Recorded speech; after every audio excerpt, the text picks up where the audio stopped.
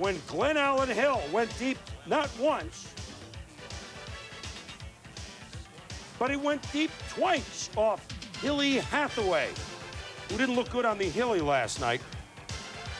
Cleveland wins at 5-3. They won 11 of 12. Meanwhile, Boston has won 10 of 11. Does Charlton know that Andre Dawson has hit him for the home run in the ninth inning? 5-5 game? I guess so. 6-5 Boston. Bottom of the ninth, the Mariners rallying, but Jeff Russell shuts the door, gets Maggin into ground out 4, 6-3. Sox win at 6-5. And the average age of the fans that used to frequent the Polo Grounds in Ebbets Field getting a little bit up there, but still, there are those who remember. And those Giant fans who were at Shea this weekend, they came out in full force to see a first-place team, San Francisco. Dave Righetti pitched 2/3 of an inning today, 10 years ago in New York, as a Yankee in Yankee Stadium, no-hitter. July 4th, 1983, against the Red Sox. Rags pitched 2/3 of an inning today in relief for the Giants. Bud Black's no-hitter was gone in the bottom of the first. Eddie Eat, Drink, and Be Murray. Home run number 10, Mets lead at 1-0. Game tied 1-1 in the second inning. Mike Private Benjamin, right? Who needs Matt Williams? Well, the Giants do, but Benjamin hit his 4th home run, 3-1 San Francisco. Now watch this. Eddie Murray is a Gold Glover, but yeet, not there. And then it gets worse. The ball goes, and Murray fires, and Giants are up 5-4. Bottom of the 7th, 7-5 San Francisco, but Eddie does it at the plate. Base hit off Mike Jackson. Vince Coleman scores, and here comes Hojo. Save. We're tied at 7. 4 RBIs for Murray. Mets need some better gloves. Why? Well, Chico Walker, Howard Johnson always gives it the A for effort, but sometimes the result.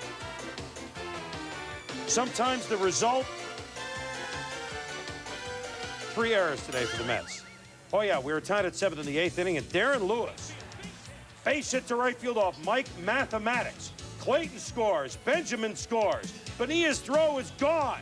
Martinez going to try and score. Hojo backs it up nicely. He's out. Martinez in a wild game. Dusty Baker, though, was happy when it was over. He took 2 and 3 in New York. San Francisco beats New York 10-8. The future Braves, the current Braves, and some young Marlins. Rob Nadel off John Smoltz. 18th at bat, first career hit. 1-0 Marlins. Darrell Whitmore just recently called up by our Marlins. And a shot down the right field line. Orestes emotionally distraught comes around third base. They're going to wave him home. Save, and the Marlins lead at 2-1. Down 3-1 in the 7th. David Chief Justice gets the Braves going.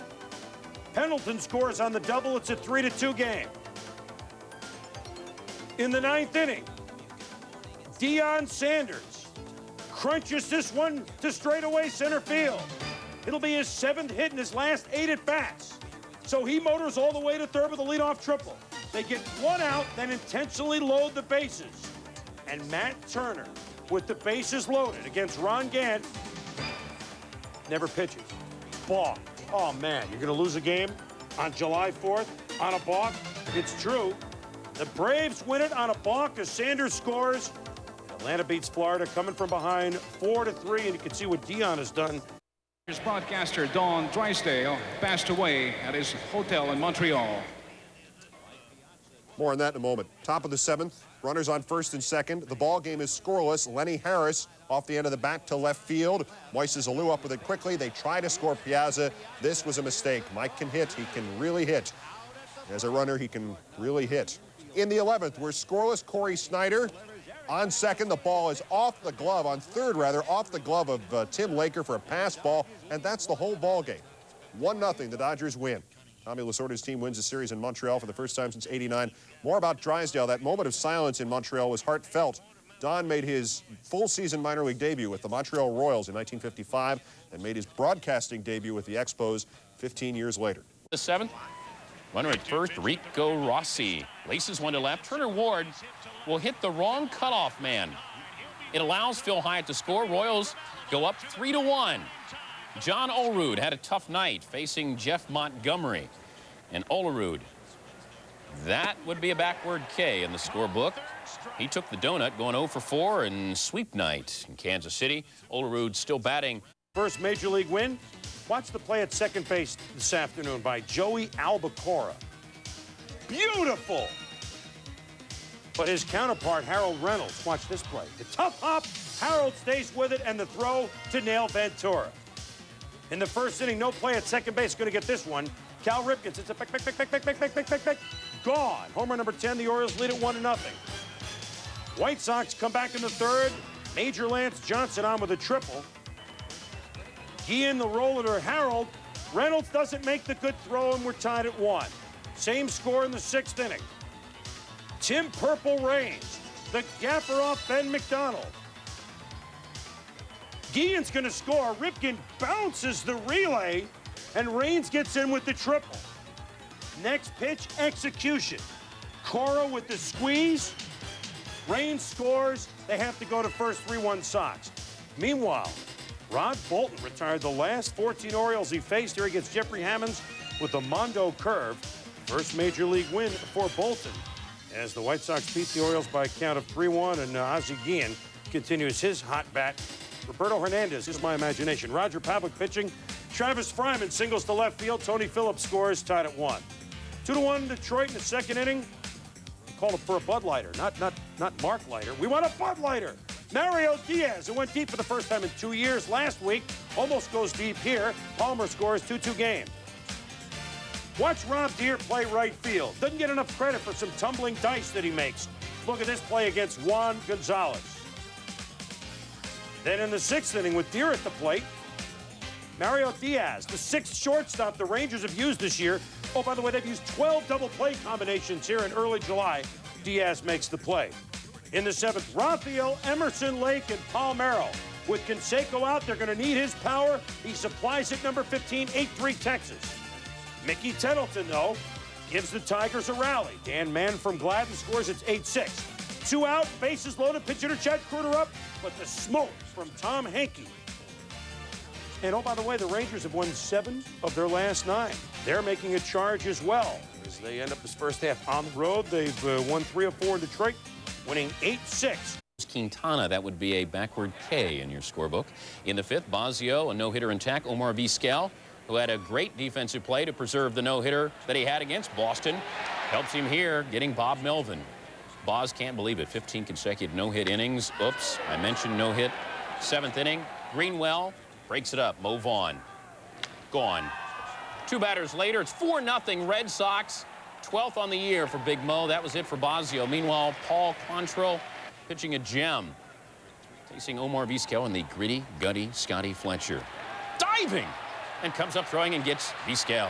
Bottom of the 9th, 2 outs, Jay Buhner. The whiff. Quantrill's first Major League complete game and shutout. Red Sox win it by the final of 6-0. A 2-hit shutout for Quantrill, and Bosio's no-hit string against Boston reached 16 innings. We sent the stat man deep into the books on this one. If you count the last inning he had with Milwaukee, the 9 in April with Seattle, and then 6 on Sunday night, that's where you get the 16 innings. To the Metrodome, the battle of the last-place teams, and wake me up when the fireworks begin. In the 6th, we're tied at 1, and Greg Vaughn gone. 18th on the year, it's Brewers up 2-1. Still in the 6th, still 2-1. Dave Winfield, gone. 2-run homer. Twins reclaim the lead, 3-2. Winnie goes 3 for 4. In the 8th, still 3-2, 2 outs. Brian Harper, not gone, but good enough. Base knock brings in Kirby right up in his face. Is that Patrick guy still on? Wake me when Oberman takes over. Milwaukee manager Phil Garner, who is just 3 years older than the 41-year-old Winfield, said Winnie plays the game the way Dykstra batting 164 with runners in scoring position. His batting average is up 66 points in the last 3.5 weeks, and this is why. Stings a single to right. Here comes Mickey Morandini. Here comes Kim Batiste. It's 3-0 Phillies. Ben Rivera, it's tough as necessary. Phil Plantier, we can feel the breeze from there. The Philly fanatic, as tough as necessary. Nice outfit. Oh, man. Bottom of the 6th, Phil's leading 5-1. Milt Thompson drops it into center field. Here comes Dykstra. It's a happy 4th for the Phillies. Those are the Padres blowing up. Phils are 12-1 on Sundays, just like the Giants. 1,000th win at the Vet for the Phils. They opened that up in 1970. Rivera wins his 5th straight start and 8 of the last 9. And Dykstra 3 more hits. Meanwhile, the Cardinals winless since we did that breakdown Thursday on how great they were going. wrapped in Houston for the weekend. They have another game Monday. Rene Arocha, bottom of the second, 1 man on, 1-0 Astros. The Sunday catcher, Eddie Taubensee, is up. That's a whammo. 3-zip Houston. Man on board, obviously. Doug Drabeck, meanwhile, guided patiently by Taubensee behind the plate. Todd Zeile, we can feel the whiff, the breeze from there. Look at this. That's called painting the corner. Geronimo Pena, the victim, and Greg Jeffries' 16-game hit streak is over, as is this ball game. Drabeck's 6th complete game of the season. Astros have taken 3 straight. Last year, the Astros as a team had 5 complete games. Barry Larkin is at bat. Tom Browning, the pitcher, on third. Pirates up 1-zip. Whammo. Paul Wagner has made a mistake. Liftoff. We have liftoff. Reds are leading 2-1. 7th homer of the year for Larkin.